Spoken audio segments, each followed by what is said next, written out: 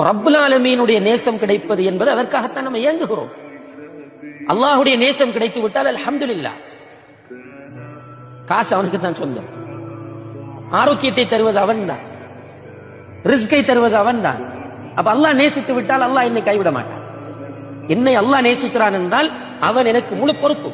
அதனால் தான் அவன் சொல்லுகிறான், என்னுடைய நேசனை நீ நோவினை செய்தால் உன்னை நான் விட மாட்டேன். அல்லாஹ் பொறுப்பெடுக்கிறான். விளங்காம இருக்கும் நமக்கு.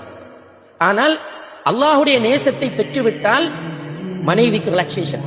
கொடுமைப்படுத்துகிற கணவன், அந்த மனைவி தொழக்கூடியவள், நோன்பு பிடிக்கக்கூடியவள், ஜக்காத்து கொடுக்கக்கூடியவள், இபாதத்துகளில் ஈடுபாடு உள்ளவள், நஃபிலான வணக்கங்கள் செய்யக்கூடியவள். ஆனால் கணவன் டோர்ச்சர் பண்ணுகிறான், கேட்க பார்க்க யாரும் இல்லை. ஆனால் அந்த மனைவியினுடைய மனம் சொல்லும், என்னுடைய ரப் என்னோடு இருக்கிறான், என்னுடைய ரப் என்னை நேசிக்கிறான். எனவே அந்த பெண்ணுக்கு பெரிய ஒரு ரிலாக்சேஷன். இது போலதான் ஒவ்வொருவருக்கும். அப்ப தொழக்கூடிய ஃபர்லான வணக்கங்களில் கவனம் செலுத்தக்கூடிய நாம் நஃபிலான வணக்கங்களில் கூடுதல் கவனம் செலுத்த வேண்டும்.